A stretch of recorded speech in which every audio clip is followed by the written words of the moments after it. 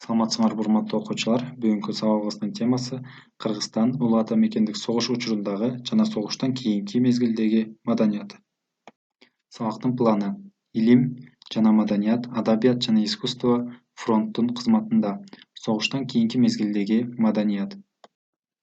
Улуу ата мекендик согуш мезгилинде Кыргызстандан 15736 илим жана маданият кызматкерлери согушка жөнөтүлгөн. Тылда 13 илим изилдөө мекемеси, 323 илимий кызматкер эмгектенген. Анын 13-ü илимдин доктору, 45-и илимдин кандидаты болушкан. 1941-44 жылдары 321 экспедиция уюштурулуп, түстүү металлдардын 110, 71 көмүр, нефть, 8 металл кенин ачышкан. Натыйжада 20 пайдалуу кендер ачылган. Биздин өлкөгө эвакуацияланган академиктер: Бах, Борисяк, техника илимдеринин доктору Келдыш, тарых илимдеринин доктору Бернштам, филология илиминин доктору Юдахимдер болушкан. 1943-жылы 13-августта СССР Илимдер академиясынын кыргыз филиалы ачылган. Анын председатели академик Скрябин, орун басары Шүкүров менен Масенко, катчысы Власенко болгон. Филиалда 157 окумуштуу иштеген. Анын 12 илимдин доктору, 22 илимдин кандидаттары болгон. СТ жетектеген химия институту жардыруу иштеринин ыкмасын иштеп чыккан. 44-жылы Юдахимдин редакциясы менен 40 000 сөздөн турган биринчи орус-кыргызча сөздүк басылып чыккан. Манас эпосунун чогултуу иши башталган. Адабият жана искусство фронттун кызматында. Кыргыз жазуучулары фронтко катышышкан. Ата мекендик коргоого жоокерлердин эрдиктери, тылдагы каарман эмгекти даңазалаган чыгармаларды жазышкан. Кыргызстандык артисттер фронтторго барып концерттерди берип турушкан. 1941-жылы ноябрда Патриоттор аттуу опера кыргыз операсында коюлган. 42-жылы 17-августта бул театр Кыргыз мамлекеттик опера жана балет театры болуп кайрадан түзүлгөн.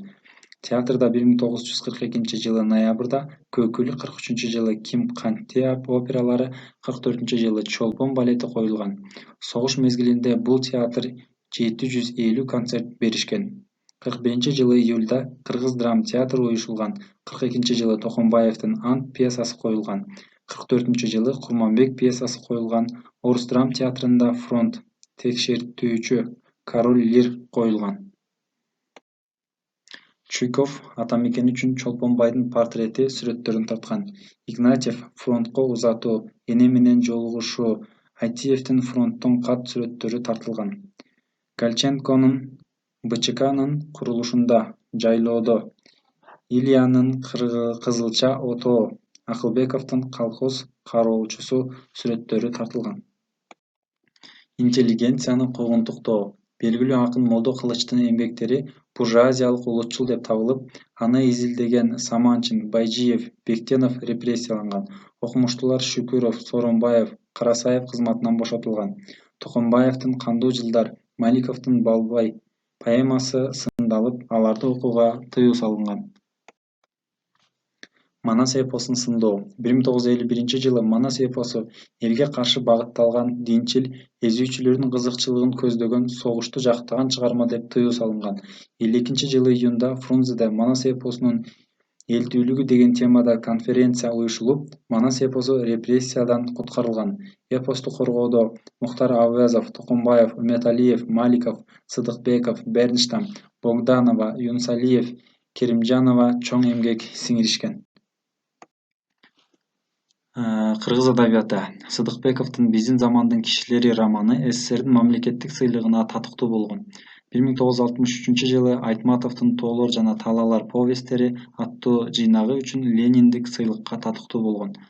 1958-жылы Москва шаарында кыргыз искусствосу менен адабиятынын экинчи онкүндүгүндө ийгиликтүү даңазаланышкан Кийизбаева, Бейшеналиева, Рыскулов, Кыдыкеева, Мырзабаев, Күчүкова СССРдин эл артисти наамын алышкан.